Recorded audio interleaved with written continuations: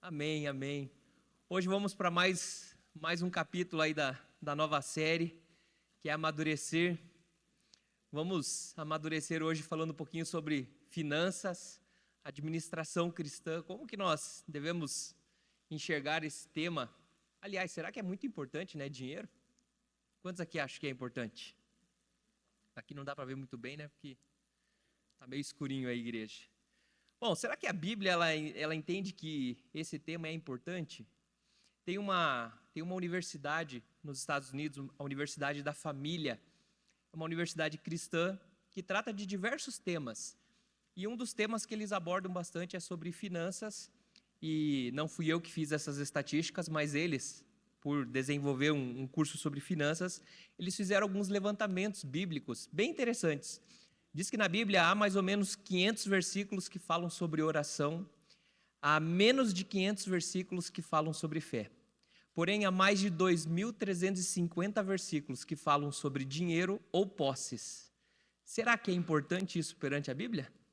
Um tema que se fala tanto é muito importante, com certeza, né? Jesus, das 38 parábolas que estão registradas na Bíblia, 16 delas, ou seja, 42% das parábolas que o próprio Jesus falou, tratava de alguma forma sobre dinheiro ou posses.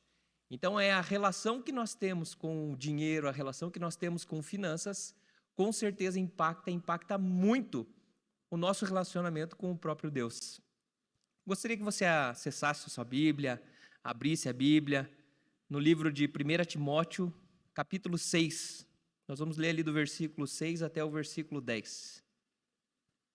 1 Timóteo 6, a partir do versículo 6. Diz assim: de fato, a piedade com que contentamos é grande fonte de lucro, pois nada trouxemos para este mundo e dele nada podemos levar. Por isso, tendo o que comer e com o que vestirmos, estejamos com isto satisfeitos. Os que querem ficar ricos caem em tentação, em armadilhas e em muitos desejos descontrolados e nocivos, que levam os homens a mergulharem na ruína e na destruição, pois o amor ao dinheiro é a raiz de todos os males. Algumas pessoas, por cobiçarem o dinheiro, desviaram-se da fé e se atormentaram a si mesmas com muitos sofrimentos. Você, porém, homem de Deus, fuja de tudo isso. Busque a justiça, a piedade, a fé, o amor, a perseverança e a mansidão. Vamos orar um pouco? Deus, pedimos para que o Senhor venha estar, Senhor Deus, neste lugar, que Teu Espírito Santo possa estar ministrando as nossas vidas, Pai. Que não seja, Senhor Deus, palavra, Senhor Deus, de um homem, Senhor Deus, para uma igreja, mas sim do Espírito de Deus. Que o Senhor traga direcionamento, que o Senhor venha derramar, Senhor Deus, através da minha vida, a Tua palavra, Senhor. Que o Senhor possa ministrar-nos nessa manhã. Que o Senhor possa trazer amadurecimento, Senhor, para as nossas vidas, nessa área, Senhor Deus, que devemos aprender cada vez mais sobre como administrar, Senhor Deus, os recursos que o Senhor tem colocado em nossas mãos, Pai, e aqueles que o Senhor ainda há de colocar, Pai. Que o Senhor traga entendimento, que o Senhor traga luz, Pai, às nossas vidas, para que possamos realmente, Pai, sermos bons administradores do Seu reino aqui na terra, Pai. Em nome de Jesus, Pai. Em nome de Jesus. Amém, Senhor Jesus. Amém, Pai.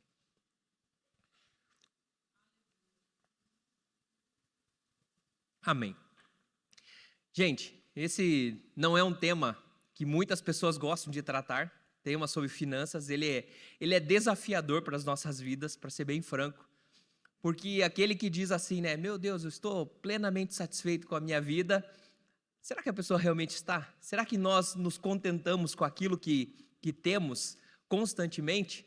E a grande chave da vida financeira é justamente o contentamento.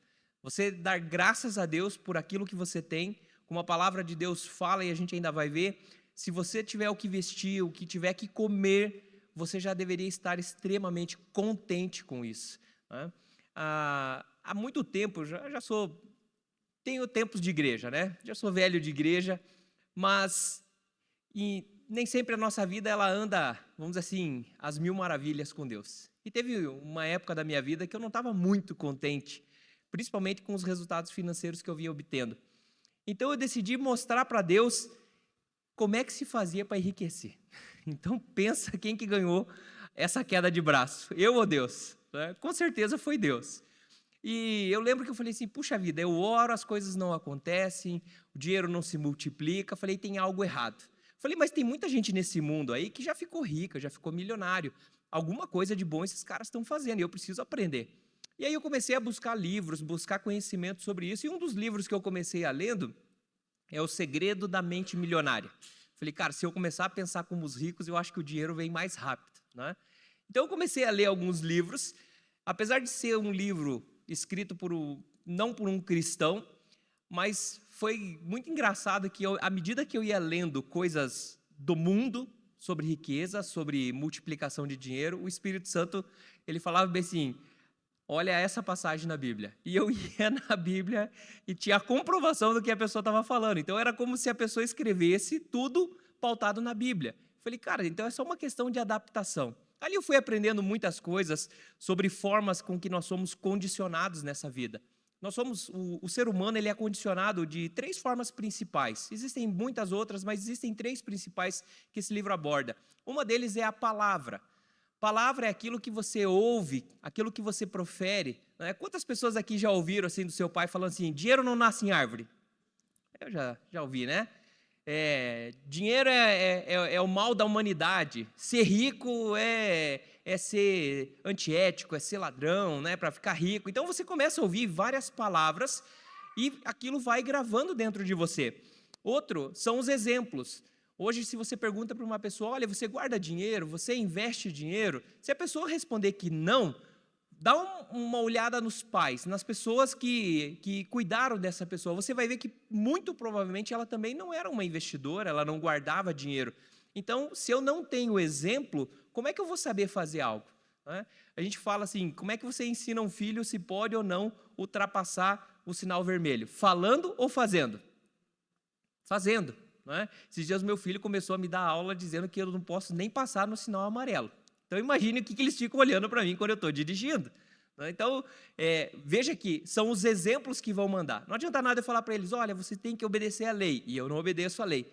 Eu lembro de uma vez que nós estávamos retornando de viagem do norte do Paraná, e eu parei num posto de gasolina lá para fazer um lanche, como sempre a gente faz em viagens, né? Maravilhoso isso. E o meu filho mais velho, na época, não lembro quantos anos ele tinha, mas acho que tinha próximo de 6 anos. A gente chegou, fez o pedido do lanche e ele foi para a geladeirinha lá e pegou lá uma bebida. E a gente sentou e a mocinha foi lá e marcou, mas não marcou a bebida, porque ele chegou depois. E eu vi que na mesa ele ficava olhando a ficha, assim, discretamente ele ficava olhando a ficha e não falava nada. E ele tomou, terminamos de lanchar. Falei, já saquei o que ele quer fazer, né? Ele vai me medir. Mas não deu outra. Quando chegou no caixa, ele só ficava assim, né? Ele ainda era pequenininho, não era tão grande quanto agora. Ele ficava assim, levantando no pezinho e ficava olhando. Daí a hora que a moça falou, deu tanto. Eu falei, moça, esqueceu aí uma bebida, X. Daí ela, tá bom. Aí eu só vi que ele fez assim, tipo assim, sabe? Meu pai não roubou. E eu vejo que isso são marcas que a gente deixa, são os chamados exemplos. Assim como também existe um outro tipo de condicionamento que são episódios específicos que acontecem na nossa vida. Esse, por exemplo, aconteceu com a minha esposa. E quando eu estava lendo o livro, eu peguei e decidi ver se era verdade aquilo. E aí eu fui lá e fiz, né? Paty, diz uma coisa para mim. Qual que é a lembrança mais feliz que você tem assim quando você era criança? Daí ela falou assim, mais ou menos quando eu tinha acho que 9 anos de idade, quando eu recebi meu primeiro presente de Natal. Porque as condições da família da minha esposa não eram das melhores. Meu sogro é daquele que às vezes deixava de comer no serviço para trazer a comida para eles em casa. E ela disse assim que ela sente até hoje o cheiro da boneca que ela ganhou. E o pai falou assim, olha, ganhei um dinheiro extra e vamos para o centro, né? Arrume as crianças, vamos para o centro e vamos comprar presente. Então, aos 9 anos, ela ganhou ali seu primeiro presente de Natal. E ela disse que ela sente. Então, veja, algo extra. Aí, eu falei, será que isso é verdade? Passei a mão no telefone, liguei para meu cunhado, liguei para minha cunhada e, pasme, foi exatamente o mesmo dia, cada um com a sua determinada experiência. Só que isso são coisas que vão acarretando a forma com que nós lidamos com o dinheiro. Né? Então, às vezes, ela conta esse testemunho, né? Eu deixo esse testemunho para ela, que eu vou passar bem superficial, Mas aí, se ela tivesse que sair comprar alguma coisa, se ela saísse com vintão, ela gastava os vintão. Mas aí, se a coisa era de vintão e ela saísse com cinquentão, o que acontecia? Ela gastava o 20 e o restante também, o excedente, né? O extra, porque era o extra que trazia a felicidade. E assim ia, até que Deus tocou na vida dela, graças a Deus por isso. E eu lembro o dia que ela me ligou feliz da vida. Amor, eu fui no shopping. Eu falei, meu Jesus amado. Ela, eu consegui entrar e sair, só fiz o que eu tinha que fazer e não gastei o extra. Falei, glória a Deus, tá dando certo, né? E não pagou estacionamento. Não porque ela roubou, gente.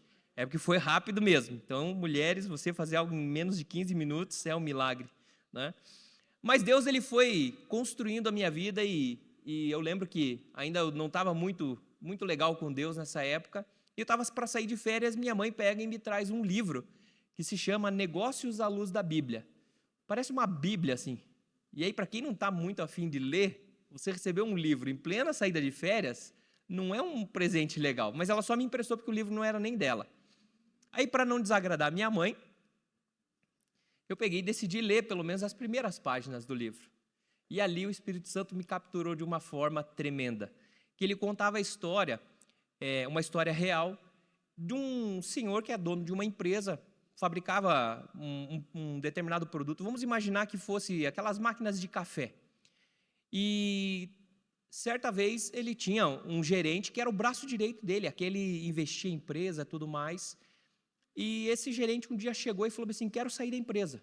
Ele falou, meu Deus, mas por quê? Aqui você ganha até mais do que eu, que sou dono da empresa, você é meu braço direito, tudo. Ele, não, eu quero sair, quero sair. E eles eram muito amigos. E o dono da empresa falou, tá bom, então vamos fazer o seguinte, eu vou fazer uma festa de despedida. Fez uma festa de despedida para ele, deu uma bolada de dinheiro para ele em agradecimento a tudo que ele fez, e essa pessoa saiu. Meses depois veio o verdadeiro motivo dele ter saído dessa empresa. Ele havia roubado um projeto da empresa e ele construiu uma empresa concorrente. O tempo foi passando, e aquilo que você começa de uma forma errada não vai dar muito certo. E esse funcionário dele estava passando por muitos problemas técnicos nessa máquina que ele havia tentado desenvolver, e começou a ter problemas jurídicos, problemas com funcionários, problemas com clientes. E aquele primeiro empresário, ele teve a seguinte atitude, ele foi no mercado, comprou uma máquina, trouxe e colocou na mão dos seus maiores e melhores engenheiros para achar a falha. Quando ele achou a falha, ele fez um relatório, foi lá e entregou. Olha, faça isso aqui, corrija que vai dar tudo certo. E aí esse livro ele fala bem assim, né? Parece loucura isso. E aí ele pega e fala bem assim, que o livro que ele tem estudado vai muito além do que as escolas de administração falam. Que se não der lucro, esqueça. Não, ele entendeu que a Bíblia, que é o livro, o manual que ele vem estudando sobre administração, diz que o que importa é a vida da pessoa quando ela for sair desse planeta, né? É a eternidade. Então você começa a perceber que a relação sua empresarial, a relação sua com finanças passa a ser bem diferente.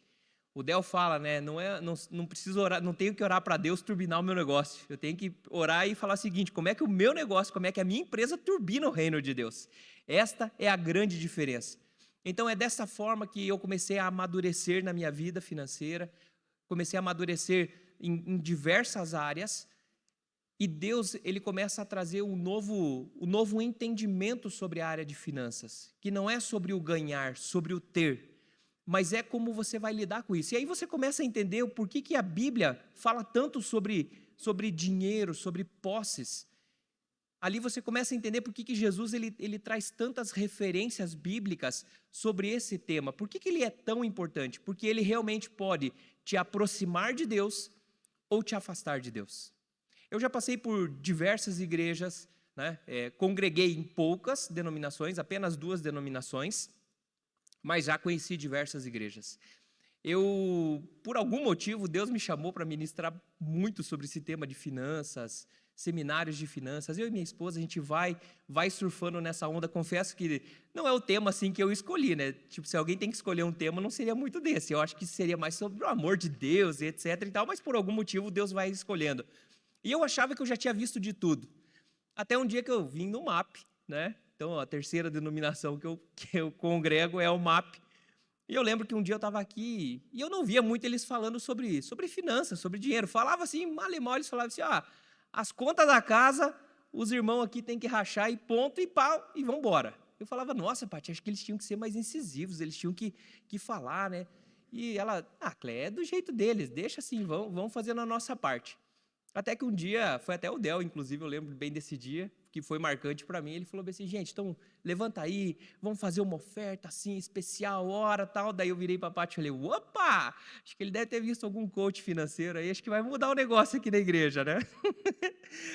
Aí ele pegou e falou assim, ele falou, gente, então você vai pensar num valor, tal, e você vai fazer o seguinte, você não vai dar na igreja, você não vai entregar na igreja, você vai entregar para pessoas aí fora. Falei, meu Deus do céu. Falei, cara, nunca pensei sobre isso. Não tinha olhado por essa ótica. E Deus, ele vai transformando a nossa vida, porque eu lembro que, a partir desse evento, muitas pessoas começaram a contar testemunhos. Testemunhos porque você semeou na vida de pessoas que não são nem cristãs, são pessoas que estão na rua, são pessoas que você sente de Deus, ou seja, você deixa Deus agir através dessa área financeira. Então, veja como Deus, ele é uma incógnita, né? Se você quer ser o maior, você tem que ser o menor. Se você quer ser o primeiro, cara, seja o último. Senta lá atrás, porque é melhor você ser convidado. É tudo invertido. Lidar com Deus é meio complexo. Né? Não é tão simples quanto parece. Mas como que é o desenrolar da nossa vida nessa área de finanças? Como que a gente pode amadurecer? Você já ouviu alguém dizer que a falta de dinheiro é um enorme problema? Você já ouviu essa frase? Aliás, você acredita nessa frase? Que a falta de dinheiro é um enorme problema? Se eu te dissesse que eu não acredito, aliás, eu aprendi que a falta de dinheiro não é um enorme problema. O enorme problema é o que leva à falta do dinheiro. Então, se você encontrar a causa raiz do que ocasiona a falta do dinheiro, aí você resolveu o problema. Essa semana passada eu fui convidado a dar uma palestra numa empresa e eu falei para eles lá, falei assim, olha, eu tinha participado de um evento de coach, mas foi legal que nesse evento que eu participei, ele falou uma frase assim que transformou a minha vida. E aí eu peguei e fiz essa dinâmica com o pessoal. Falei assim, olha para a pessoa do seu lado, bate no braço dele aí e fala bem assim, tá tudo certo, até na sua área financeira. Eu falei, eu estava abordando diversos temas, mas um deles foi a área financeira, e eu falei assim, tá tudo certo. Diz para a pessoa assim, fala, você tem a vida que você merece. Tá do jeitinho que era para estar. Porque aquilo que você plantou, você só está colhendo. Falei assim, então agora fique feliz, porque para mudar isso, quem é que pode mudar? Você mesmo. Se você mudar o seu jeito, a sua forma de lidar com as suas finanças, de lidar com todas as demais áreas da vida, está tudo certo. As coisas vão melhorar. Mas não vai ser do dia para a noite que vai melhorar. Vai ser com o tempo. Um problema seríssimo que nós temos na nossa nação, né? Existem diversas outras nações com o mesmo tipo de problema, mas é a falta de educação financeira na nossa base. O que nós estamos ensinando para as nossas crianças? O que nós ensinamos de finanças para os nossos filhos? Eu não lembro do meu pai e da minha mãe me ensinar nada sobre finanças. A única coisa que eu lembro é que minha mãe tinha um caderninho onde ela anotava as despesas. Então eu aprendi que a gente só controla o que vai pagar. Foi mais ou menos por aí. Não aprendi nada sobre investimento. Então os nossos filhos, as crianças, eles não têm ensinamento sobre isso. A escola dos meus filhos uma vez fez uma parceria comigo e com o meu sócio, onde eu comecei a dar aula sobre empreendedorismo, e um dos temas era finanças, dentro de uma escola de crianças do sexto ao nono ano. Foi muito legal porque, apesar de que foi na época da pandemia, então muitas aulas deixaram de ser presenciais e passaram a ser remotas. Quem mais assistia às minhas aulas eram os pais. E era engraçado que os exercícios mais básicos para você desenvolver uma criança, os pais amavam e ficavam fazendo perguntas na live. Não eram as crianças que perguntavam, era como que eles poderiam ajudar os seus filhos. Então, a falta de educação financeira é o que gera um problema sério para nós aprendermos a administrar isso. E tudo isso vai refletir, inclusive, na nossa área espiritual. A nossa cultura é uma cultura do consumismo e do imediatismo.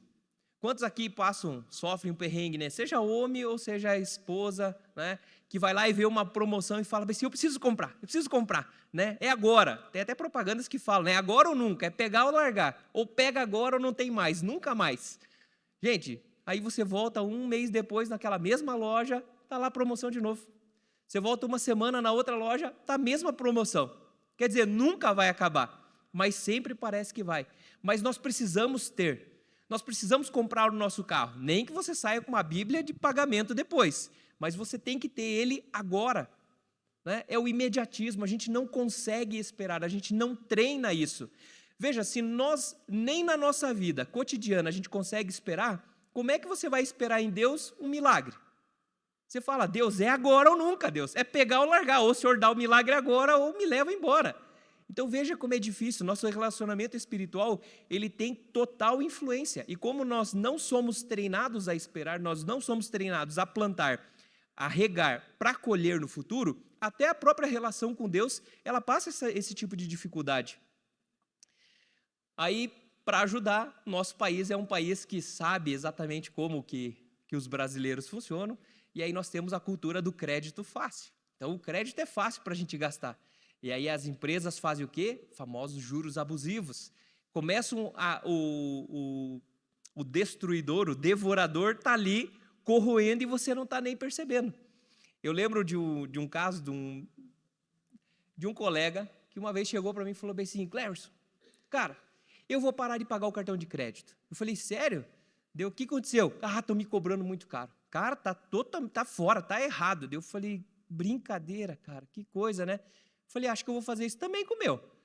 Eu falei, mas fala mais para mim, cara, tira uma dúvida minha. Quando você pega lá a folha lá, você dá uma olhadinha lá no que foi consumido, tá escrito assim, McDonald's? Eu falei, foi o banco que comeu? Tá escrito pizza? Tá. Falei, foi o banco que comeu? Não. Tá escrito restaurante, foi o banco que comeu? Não. Tá escrito roupa? Falei, cara, aliás, tem alguma coisa ali que foi o banco que comeu? Não, mas, cara, tá muito alto. Falei, bichão. Então, cara, acho que quem tem que mudar não é o banco, quem tem que mudar é você, né?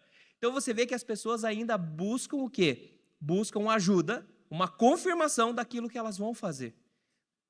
E aí você começa a ter problemas espirituais na sua vida, porque você começa a ter uma relação de engano consigo mesmo e tomar algumas atitudes erradas.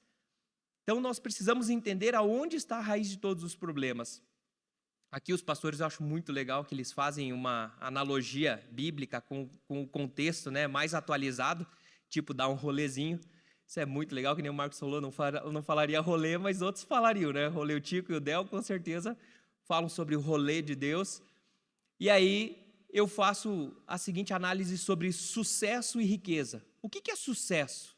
O que é riqueza? Sucesso hoje, e a gente vê as crianças sofrendo com essa questão de sucesso. Puxa vida, o meu amigo é youtuber, meu amigo está no Instagram.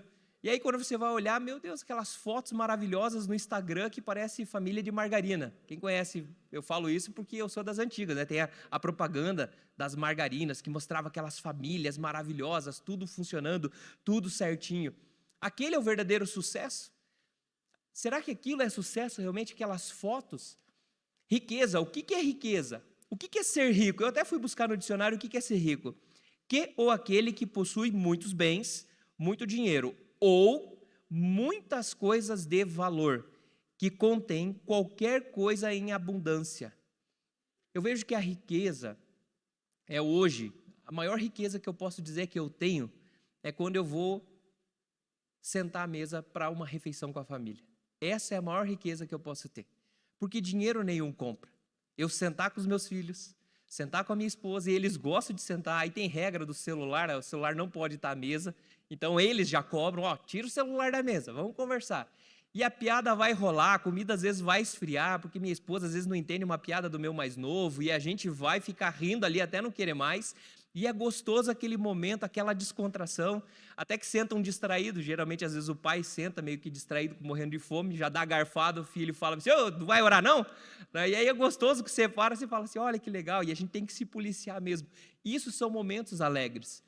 No feriado foi um momento muito, muito legal em família, nós nos reunimos com outras famílias aqui do MAP, meu Deus do céu, a gente passou quase rolando depois, né, porque de tanto que a gente comia. Porque era churrasco um dia num lugar, depois ia almoçar em outro lugar, daí a turma parece que meio morto de fome, vamos para casa do Clérison comer pizza.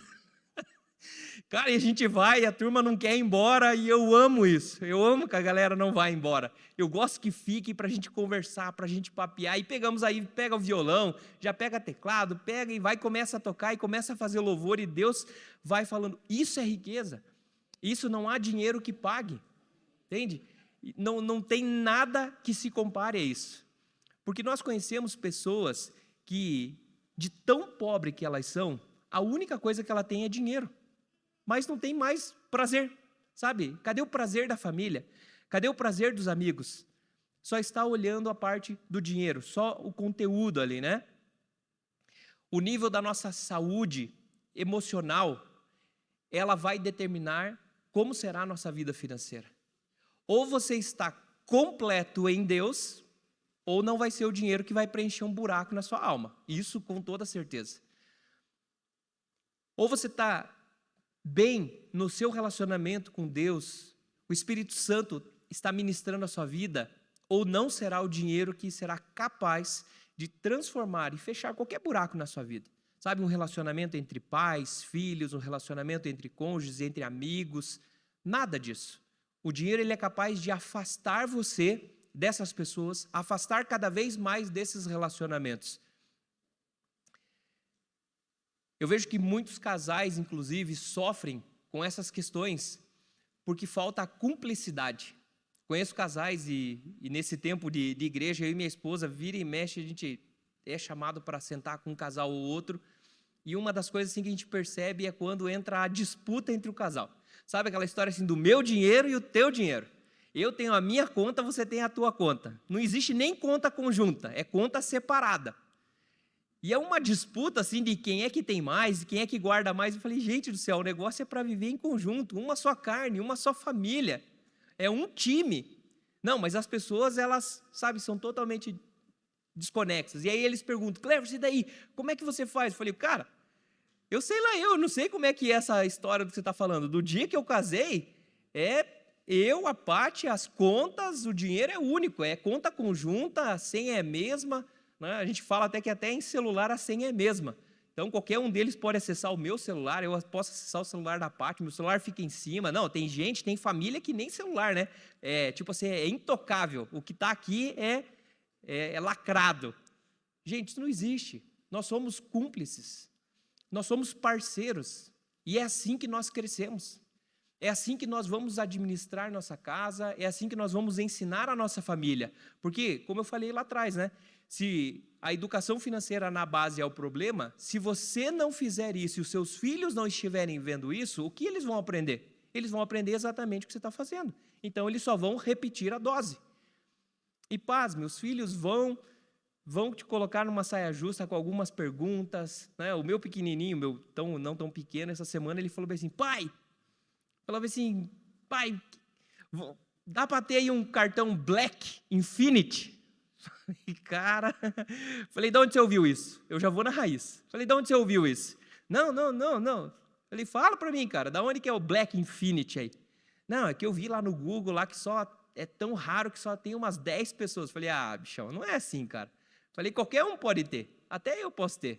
Falei, o problema não é ter o cartão, o problema é ter o que paga o cartão, né? Teve uma vez que um dos meus filhos também falou assim, pai, compra um sorvete. Falei, cara, eu tô sem dinheiro, passa o cartão. E eu falei, ué? Falei, passa o cartão? Falei, pai, se não tem dinheiro, passa o cartão. Falei, cara, e daí, como é que paga o cartão? Não paga cartão, é só passar cartão. Eu vejo a mãe vai comprar, ela só passa. E eu vejo vocês passam.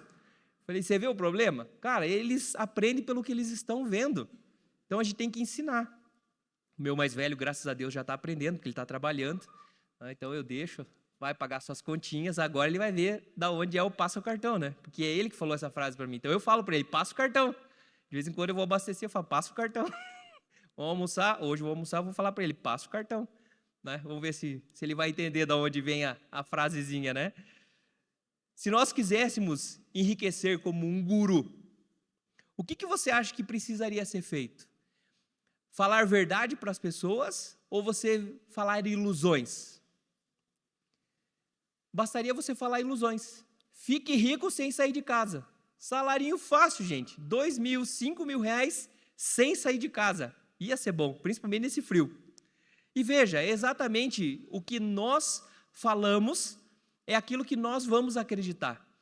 Eu vejo que nós estamos entrando numa cultura do dinheiro fácil, do dinheiro tipo assim, vamos investir, tudo é bolsa de valores agora, você abre o YouTube, é tudo isso que vem, criptomoeda, né, e o dinheiro vai se multiplicar, é tudo fácil, tudo rapidinho. Vou te mostrar como é bom, como é fácil realmente dinheiro, tá? Ganhar. Eu tenho um curso de finanças muito show. Ele te ensina a ficar milionário. Custa só R$1. Eu só preciso de 1.000 pessoas que acreditem em mim. Aí eu fiquei milionário. Só R$1 de cada um, pronto. 1.000 pessoas, já fiquei milionário. Entende? Quer dizer, 1 milhão de pessoas, né? Corrigindo aqui. 1 milhão de pessoas. Por quê? Porque as pessoas acreditam, sabe, nessa questão de que é tudo fácil. Geralmente, depois de seminários de finanças ou algum tema, pregação, em todas as igrejas, não houve uma sequer até agora, que alguém não me procurou e falou assim, podia trocar uma ideia com você, mas longe da minha esposa. Geralmente o homem, eu não sei porquê, mas geralmente é eles que me acabam procurando. E ele fala assim, cara, eu acabei investindo lá num negócio lá, e aí você vai ver a famosa pirâmide financeira, e perdeu o dinheiro. E aí, na hora que você está perdendo o dinheiro, entra a fé do quê? Que vai recuperar. Então eu vou colocar mais dinheiro ainda para perder cada vez mais. Falo, gente, cuidado, não é assim. Você precisa confiar em quê? Em Deus. Você precisa confiar como Deus, ele trabalha nas nossas vidas. Teve uma pregação, a última pregação, eu falei sobre área de expulsão, como Deus trabalha nas nossas vidas.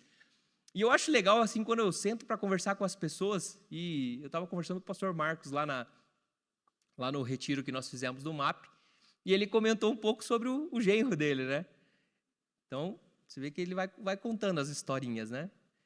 Contando um pouquinho da experiência profissional, de como Deus vai mudando, vai mexendo nas coisas. E é exatamente isso, a área de expulsão. Às vezes Deus fecha portas e parece, meu Deus, nada abre, eu não consigo entrar por aqui, por ali. É porque Deus está recalculando o seu GPS para te levar aonde Ele quer. Olha como Deus é. Deus não necessariamente ele vai chegar e vai falar assim, tá aqui, bem facinho para você. Não, às vezes ele vai fechando. Por quê? Porque ele precisa te treinar no meio do caminho.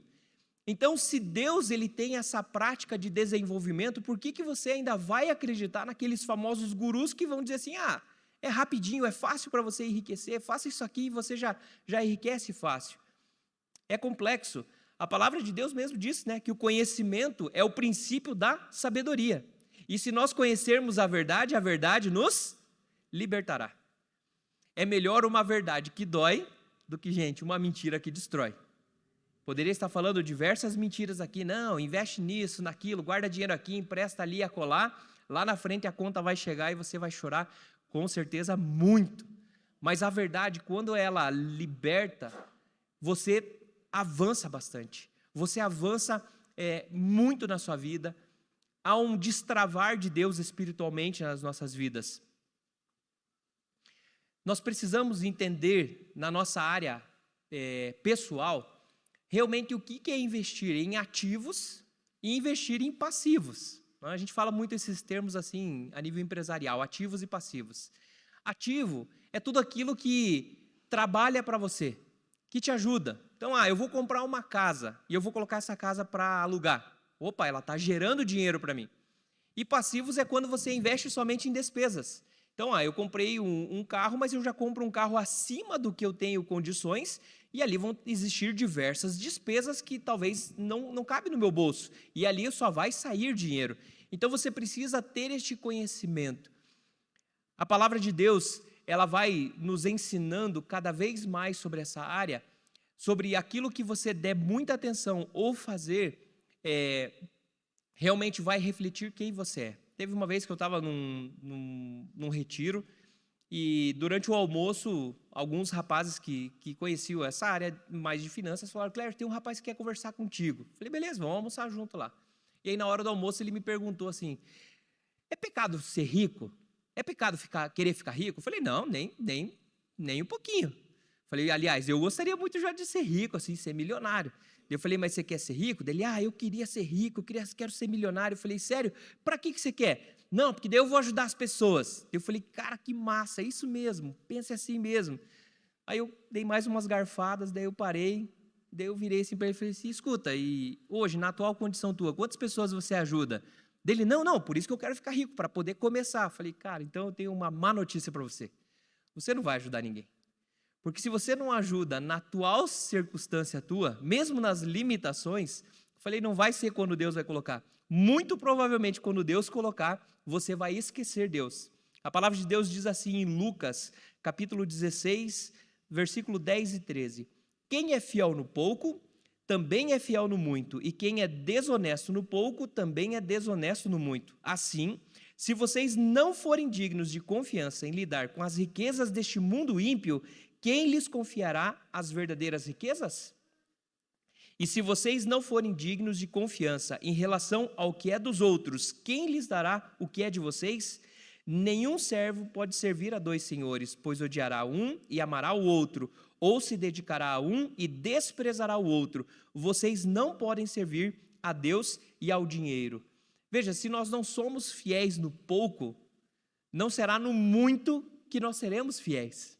Se nós já temos uma má conduta no pouco, é no muito que nós também seremos. E você percebe assim, Deus ele é um Deus de intenções. Deus ele mede em nós a intenção daquilo que você quer fazer. Sempre quando se fala sobre finanças, eu pergunto assim, nós devemos dar o dízimo do líquido ou do bruto? Já se fez essa pergunta? Se você souber a resposta rápida e fácil, quer dizer que você tem uma convicção. Mas eu digo para vocês, de algumas salas de aula tratando sobre esse tema, mais de 80% das pessoas ficavam buscando justificativa para dar do líquido. Por quê? Porque é menos. Mas, Cleverson, o que a Bíblia fala? É dar do bruto ou do líquido? A Bíblia não fala. A decisão está contigo. E Deus vai medir a sua intenção. O que você está tentando barganhar, justificar? Tem gente que vai fazendo continhas de padeiro para saber aonde que deve dar o dízimo.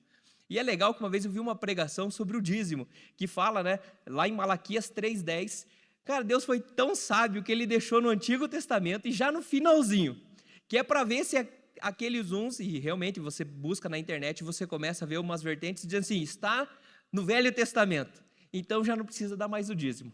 E eu vejo que Deus ele coloca numa área muito estratégica da Bíblia para falar bem assim, nós estamos no tempo da graça, já não precisa mais. E as pessoas começam a esquecer que o tempo da graça só foi um upgrade na regra de Deus. Porque antes, para você pecar em relação à mulher, você tinha que executar, né, uma traição. E hoje, como que é o nível? Olhou, desejou, ninguém viu, mas Deus já foi lá e ponto negativo para você. Quer dizer, simplesmente subiu. Então veja como é complexo isso. As pessoas quando ganham o seu salário, tem a sua retirada, vai fazer o dízimo, quando é pouquinho, amém, vem, coloca no envelope e tal. Mas quando de repente o dízimo é uma bênção maravilhosa, é um valor, sabe, substancial, aí a pessoa ela olha e fala assim, meu Deus, mas é muito dinheiro para o pastor Marcos administrar. Não, aqui é o Valmir, né, que é o administrador. O Valmir administrar esse dinheiro aqui, cara, já não é mais quinhentão. Agora é 20 mil aqui de dízimo, né? Eu acho que é muita coisa para o MAP, né? Sabe do quê? Eu vou fazer o seguinte, eu sou melhor administrador. Eu vou decidir que eu vou manter os quinhentão para o MAP. Daí eu vou dar mais quinhentão lá para outro lugar. Eu vou para outro lugar. E ele esquece que a Bíblia diz o quê? Em Malaquias 3:10? Trazer todo o dízimo à casa do tesouro. A Bíblia não foi reescrita e ela não tem que ser reescrita. Ela não disse em nenhum momento assim, quando você ganhar o dízimo, pouco você traz à sua igreja. Mas quando ele subir para valer, você faz o seguinte, você decide para onde você vai. Você decide para onde vai. Não tem a ver com isso. Então veja que as pessoas às vezes tomam decisões equivocadas, querendo ajudar a Deus a administrar. E Deus, quando ele decide algumas coisas, como a própria questão do dízimos e da oferta, ele não está preocupado, ele não quer que você se preocupe como isso será empregado, seja no reino de Deus ou de forma que a igreja vai administrar, mas é como está o seu coração, é aquilo como você vai entregar a Deus. É isso que Deus vai medir, ele vai medir esta intenção do seu coração. O que vai ser feito depois pode deixar que cada um vai ser cobrado da forma que Deus fará, o dia que ele vai descer esse telão aqui, vai falar, Valmir, senta aqui, Valmir, você que era o administrador aí. Não, daí o Valmir olha para o lado e fala assim, não, mas o pastor Marcos, o Tico, o Del também dava umas dicas, senta do ladinho aqui também. Não, deixa, Valmir, que a hora deles vai chegar, o telão vai descer. E assim em tantas outras igrejas, gente, em tantos outros lugares. Nós precisamos entender que a nossa fidelidade com Deus é de acordo com o que nós vamos nos posicionando. Amém? A palavra de Deus encerra assim, voltando lá em 1 Timóteo, um pouquinho mais à frente do que nós lemos, no capítulo 6, versículo 17 e 19. Diz assim, ordene aos que são ricos, e aqui vamos entender agora que riqueza não é só de dinheiro, tá? Vamos falar assim que nós todos somos ricos espiritualmente. Então ordene aos que são ricos no presente mundo, que não sejam arrogantes, nem ponham a sua esperança na incerteza da riqueza, mas em Deus, que de tudo nos provê ricamente para a nossa satisfação. Ordene-lhes que pratiquem o bem, sejam ricos em todas as obras, generosos e prontos para repartir. Desta forma, eles acumularão um tesouro para si mesmos, um firme fundamento para a era que há de vir, e assim alcançarão a verdadeira vida. Esta é a forma que Deus quer que nós entendamos. Sabe, quando você começar a entender que precisa ajustar algumas coisas em casa, vai desde o relacionamento marido e mulher, como lidar com finanças, sabe, sentar, conversar realmente. Isso tem que ser uma conversa, tem que ser um papo de casal. Precisa sentar e conversar. Eu vejo muitos casais, às vezes, se abstendo disso porque vai gerar atrito. Não, você precisa falar. E geralmente um é tendencioso a gastar e o outro está naquele momento de pé no chão. E a Bíblia fala que bom é serem dois, porque quando um cair, o outro levanta. E, gente, a moeda muda de lado muito fácil. Tem horas que é eu lá em casa e a Paty me freia, tem horas que é a Paty e eu que freio ela, e o que interessa é o resultado final, porque nós somos um time. Nós somos um time. E os filhos, a mesma coisa, você precisa chegar para os filhos, você precisa ensinar sobre administração para eles. Eu falo o meu mais velho já está praticando isso. Eu falo, cara, pode ter cartão de crédito à vontade, pode comprar parcelado, mas tem uma regra. O dinheiro que você parcelar, você tem que ter guardado ele, porque se der algum problema, você tira do guardado e você quita o cartão inteiro. Falei, se você só está parcelando e não tem nada guardado, você não pode parcelar. É uma regra básica. Vai administrar dessa forma. O pequenininho, mesma coisa, ele vem com essa história de cartão, passa o cartão que é fácil, fala, cara, vai trabalhar, vai lavar a louça, vai ajudar a mãe para poder receber, né, recompensas. Então nós vamos trabalhando em time, nós vamos desenvolvendo, nós vamos amadurecendo isso nas nossas casas, nós vamos amadurecendo isso na nossa família, e quando nós começamos a entender como Deus, Ele nos mede nessa questão de lidar com dinheiro e posses, e que isso vai refletir o nosso lado espiritual, nós teremos um romper de Deus, até mesmo um fluir de Deus com o Espírito Santo, porque as coisas vão fluindo cada vez mais, o Espírito Santo começa a trabalhar nas nossas vidas, e ele começa a entender, puxa vida, eu posso colocar muito na mão dele, eu posso acrescentar mais coisas, porque ele vai saber repartir com o próximo, ele vai saber abençoar o meu reino, ele passa a ser um grande administrador do reino de Deus. Amém? Feche teus olhos. Eu quero que você medite nessa hora. Quero que você medite nesse momento. Como está a sua relação com Deus, olhando para essa questão financeira? Você está fazendo a verdadeira administração cristã?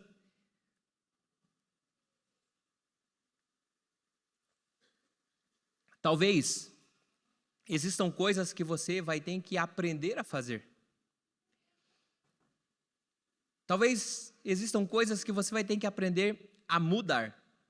E isso vai depender somente de você. Você vai precisar ter um esforço extra para ir atrás. Não necessariamente só na igreja você vai aprender coisas sobre finanças, mas existem cursos maravilhosos aí fora.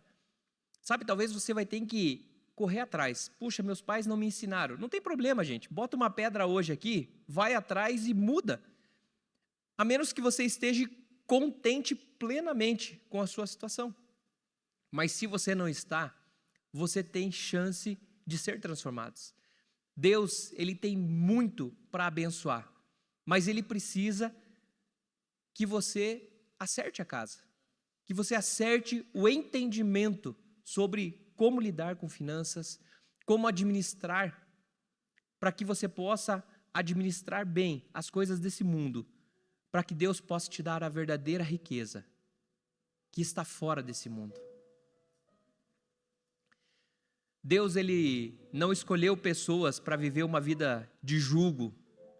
Deus não escolheu pessoas para, olha, você vai viver uma vida de abundância e você vai viver uma vida de tristeza, uma opressão. E essa área financeira, meu Deus do céu, como ela destrói casas, destrói famílias, destrói relacionamentos. Muitas vezes a gente está numa opressão financeira, ao ponto de que nós vamos orar e, aliás, talvez nem conseguimos orar para Deus. E é justamente o que Deus quer que você entenda. Ele é o dono do ouro e da prata. Ele é aquele que pode abrir comportas dos céus e derramar bênçãos sem medida sobre sua vida. Mas você precisa tomar alguns posicionamentos na sua vida, aprender a como lidar com essa área, para entender que isso é importante e que isso vai refletir nossa vida espiritual. Amém? Senhor, eu peço nessa manhã, Pai, que o Teu Espírito Santo possa estar, Senhor Deus, sobre a vida de cada irmão que está aqui, Senhor Deus, nessa manhã, e aqueles que estão também assistindo, Senhor Deus, das suas casas, Pai.